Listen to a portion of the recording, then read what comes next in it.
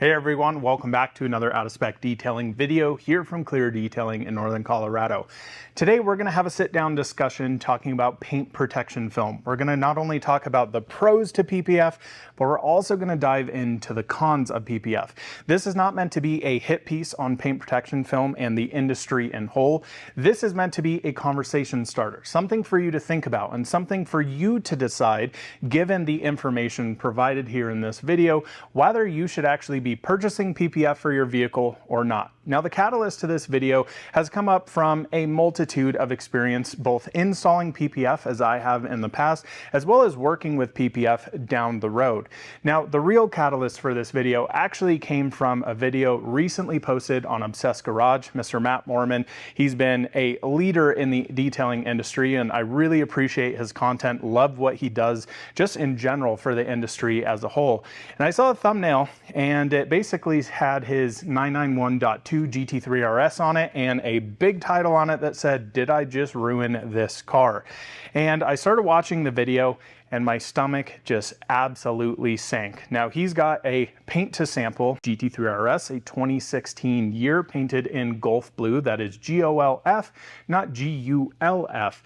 And he was essentially being the second owner or third owner, I believe actually, of this car, removing the PPF to repolish the paint underneath, get new film put on, and instead he actually ended up pulling paint off of his vehicle. So we're going to go through, talk about what happened in that situation, maybe some ways you can avoid that, things to think about for installing film in certain areas like that, and just overall talk about PPF in general and give you my thoughts on it and have a conversation starter. I want you guys in the comment section below to give me your opinions and experiences on PPF, because I think there's some great things about it and I think there's some not so great things about it. But I think it's important always here on this channel that we're open, honest, and that you come away from this fully informed, or at least a little informed, with some other viewpoints, because I am not one to take every single marketing piece out there and just believe what every company says and whatever standard is said. I really like to do things my own way.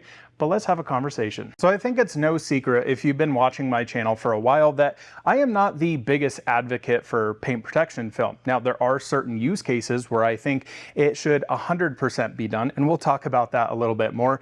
But in general, my kind of feelings on PPF is for 99.9% of the people out there, it is completely and absolutely overkill, and you're actually just throwing money down the toilet. Now, I know for most of you sitting here watching me thinking, okay, this dude's a one-handed detailer. I don't know how the hell he would even install PPF as it is. Well, let me show you this here, because I've made some videos, again, not really showing PPF all that much love, and a lot of people are just saying there's no way he could do it. Well, this right here, my friends, is my XPEL certification. Factory trained, went down to San Antonio, got fully trained to do it. And the whole rationale behind that was I actually thought PPF was a pretty darn cool thing. Now, this was in 2019 when I actually got trained down in XPEL, and the catalyst for that was actually going to SEMA the year before. And I went up to the XPEL booth. They had a Bugatti Chiron there, and I was looking around the car and I just could not believe the high quality level of install on that particular Chiron. Now, I believe that car was actually done by Clearbra Chris, like one of the best installers in the industry, and I was completely and absolutely blown away with it. Now, I am OCD as they come. Maybe not quite as much as Matt Mormon, but I am extremely, extremely particular. So I went down to San Antonio, got trained, was really excited about that, brought all of my skills and learnings from that and started practicing and getting more into PPF and kind of understanding what it was all about. Then I started to realize a little bit down the road some kind of drawbacks to it. And I think in general, one of the biggest drawbacks to PPF, it just doesn't ever look as good as paint. Now, you can have some very high quality installers that the film is going to be laid down, you can barely see it. There, to me though, is no other glow than perfectly polished paint that's either got a great coat of wax on it or a ceramic coating, and it just looks absolutely dialed. Now, PPF in general, I think, is a big make or break based on the actual installer. I think that is one of the biggest things I see in the industry and biggest things I see with cars coming in here. 9 times out of 10, the quality of work done by paint protection film installers is actually pretty terrible. And I think this is why PPF gets such a bad rap. Over time, you'll see edges lifting from corners, they get dirt underneath them. You just see all sorts of imperfections in PPF. Now, if it's done at a very extremely high level, it damn near looks like paint, and it's unbelievably impressive. So other than installation errors, some of the other things that I started to see were, number one, just overall yellowing. Now, I know a lot of you out there are going to say, and a lot of paint protection film manufacturers are going to say, we've completely gotten rid of yellowing. I just call baloney on that. I pulled XPEL off of brand new cars, I pulled SunTech off cars, and they always will get a little yellow. Is it better than it used to be? Hell yeah, it is. It's way, way better. But that's one of the things that I think can be really tricky, especially on certain colored vehicles, that having film on a certain area naturally is going to get dirtier easier. It's a more porous surface than your actual paint, and it's just never going to look like the rest of the car. Now, a lot of people end up doing the entire car, like Matt's GT3 RS there. Now, with that comes a huge amount of cost. And again, one of the big things with paint protection film is protecting your investment. You could spend anywhere between $7,000 and $15,000, if not even more, depending on the certain type of car, the certain type of coverage, yada, yada, yada. It's extremely expensive. Now, some of the other things I started noticing, other than installation errors and edges lifting, are things like bug issues. And what I mean by bug issues were just in general bug staining. Now, being that paint protection film is more porous to take the impacts from rock chips, which is largely the greatest benefit from paint protection film, that means that things sitting on there, such as bird poop and especially bugs, etch into the paint protection film. My big problem with this, especially on very dark colored vehicles, even if you ceramic coat them on the top of it, a lot of the times you'll actually see a ton of staining, and it will permanently damage the PPF, so much so that now you have to remove that piece and reinstall it.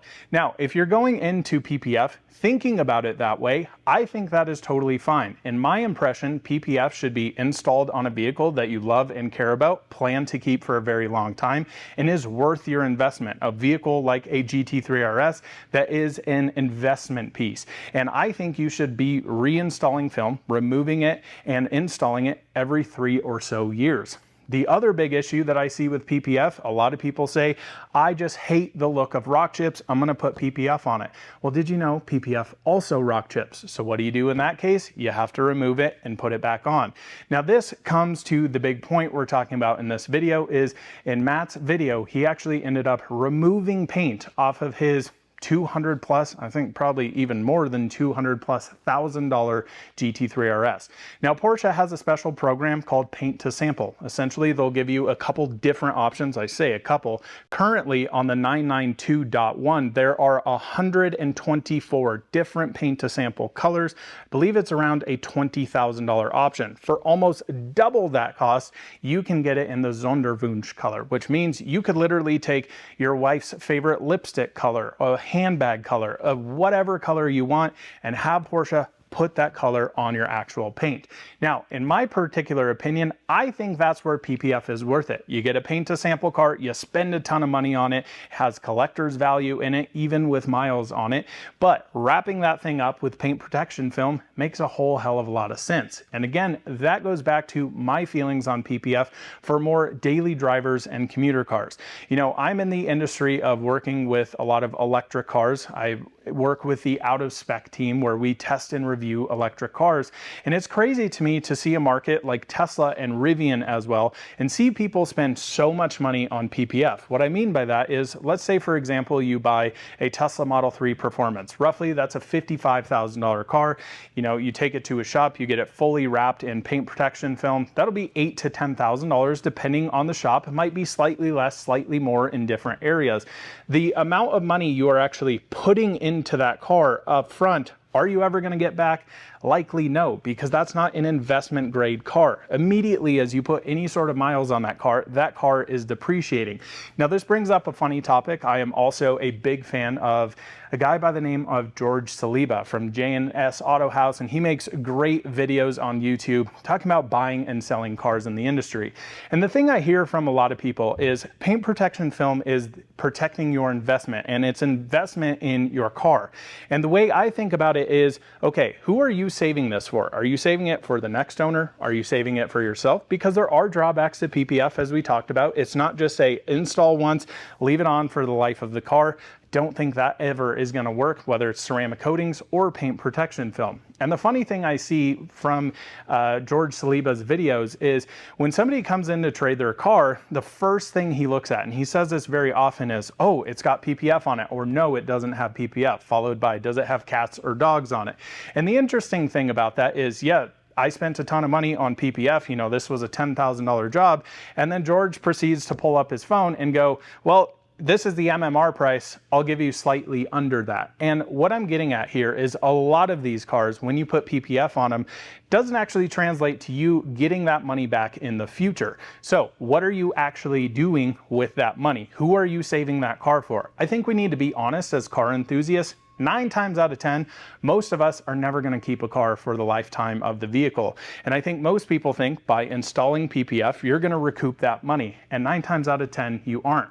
The really funny thing with this, though, is a lot of these guys who resell these cars, they go to, here's the retail price of the car. Oh, by the way, hey guys, this car that you're looking at also has paint protection film on it. The entire car is done since day one. Now it's a markup. So it's really funny because they're bringing cars in, they're not paying you more money for PPF, but then it's also a selling point when they go to actually sell that car, and theoretically someone could be paying more for a car that was filmed in the first place. So it's this really interesting conundrum. And again, this is just a topic I wanted to have a conversation with you guys about. So back to Matt's 991.1 GT3 RS. Now again, paint to sample color on this vehicle, and he was removing the film. Being that this is a 2016 car, it sounds like what actually happened with this vehicle, it's traded hands a couple of times, going back and doing some research on this car from his actual videos. It sounds like there was a first owner and he put some miles on it, didn't have PPF on the car. There were a few rock chips. The second owner purchased the car,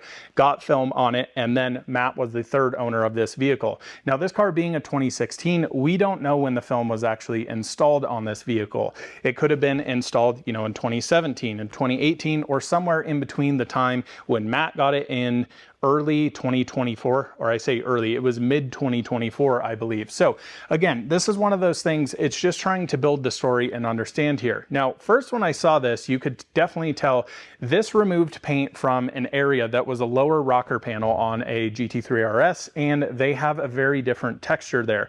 Now, Porsche, as well as vehicles like Tesla and Toyota off the top of my head, put this kind of rugged, finish on the bottom edges of the doors to actually help with things like rock chips, so that they're not just, you know, taking chunks of paint off.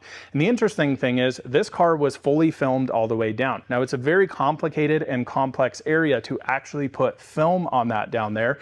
And one of the things that I think happens is how that is applied before the vehicle gets painted. It doesn't have great bond from that texture on there to the actual paint. We also see this a lot of times on front bumpers. Now it seems like, again, Matt went into the comment section. He also made some comments on this particular video, and he said this seems to be a common area for PPF to fail there. So a couple of things could happen. Do you not film that area? Do you fully film that area? Again, he's buying this car as an investment grade car. Anybody buying a GT3 RS is likely going to put PPF on it to keep it kind of preserved in this nice little bubble. But then at the end of the day, now Matt is stuck with this huge bill of actually repairing this vehicle. And again, paint protection film should not be on your vehicle for years and years and years. Most of these have a 10-year warranty. I personally believe you should be pulling it off well before then, before it gets too aged and becomes a real pain in the butt to actually pull off.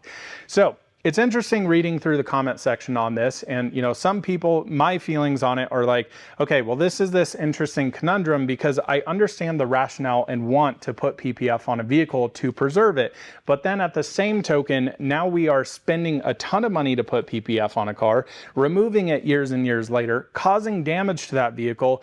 Now that car forever will be known as a paint to sample GT3 RS with little miles on it that has been repainted. The amount of people who are going to want to buy that, or a lot of people probably want to buy that, but the value of that car now just went down. So again, I want to have this conversation with you guys, and not saying PPF sucks, it's the worst thing ever, and not saying you should only do this and only do that to your car. It should spark some interest and some conversation in your head to say, okay, let me think through this and figure out what's best here. Now, a lot of you have commented, and I had some friends that I was talking with last night. They said, hey, I pulled PPF off my car, never had an issue with it.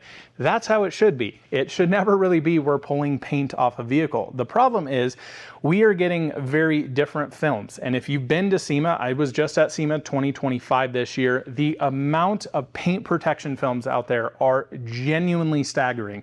I mean, you walk through the West Hall, I think it was there were probably 60 to 70 different PPF manufacturers there.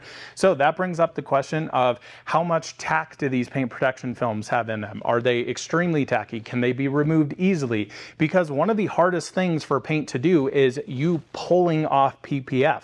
Now, there are safe ways to do this, unsafe ways to do this. Typically, one of the safest ways is to take it outside, let it bake in the sun on a hot day, and you will lift up the PPF and pull towards you. Now, you never want to pull against it. The tension on the PPF can actually cause the paint to be removed in that particular way. You can also use steamers with this. So naturally, the best way is you're pulling against it. You're creating the least amount of tension there, but that is going to be the hardest possible thing that paint is ever going to go through in removing film.